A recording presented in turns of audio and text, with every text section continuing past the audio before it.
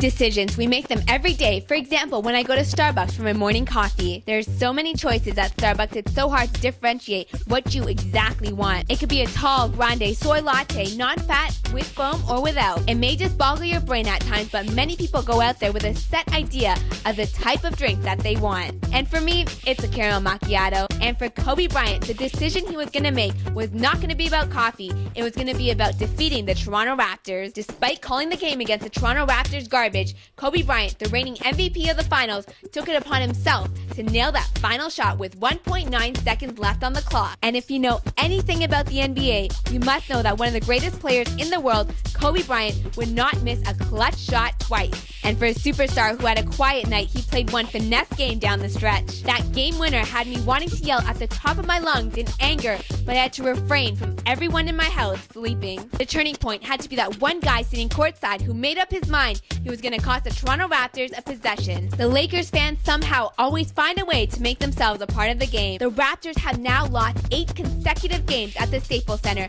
The last time they won at the Staples Center was back in 2001 when Alvin Williams scored the most points for the Toronto Raptors with 17. Oh yeah, and that familiar face by the name of Vince Carter was still around. The Toronto Raptors had to figure out the hard way that despite their aggressive play, life on the road is a struggle. You must learn how to make your own breaks and be strong on execution. Do you want to know why Coach Jay Triano is such a good coach? It's because he knows how to execute that all too famous triangle offense. It's as simple as playing a little 2-3 zone defense and resisting the Lake Show to get to their strength. It worked effectively all the way up until the second half. The wild flurry turn of events even had the ushers decked out in their red jackets wearing soundproof headsets. As Bosch acquired some nuts, he popped off a play sequence and drained an open 3-ball. He maneuvered the space from the backcourt to get the job done right. But of course, the crowd erupted when the Lake Show decided to man up, play with some grit, and win ugly, and give the Raptors a run for their money. I guess on the second game of a back-to-back, the Raptors need to buckle down, and Turkoglu really needs to find out who his teammates really are. Let's face it, the Toronto Raptors did decide to show us that they can play with the best of them. Just imagine what a 7-game series between the Raptors and the Lakers would look like. That might just be looking way into the future. It's time for the Toronto Raptors to play with that same sort of intensity tonight when they play the Sacramento Kings. Let's see if they buckle down and do just that.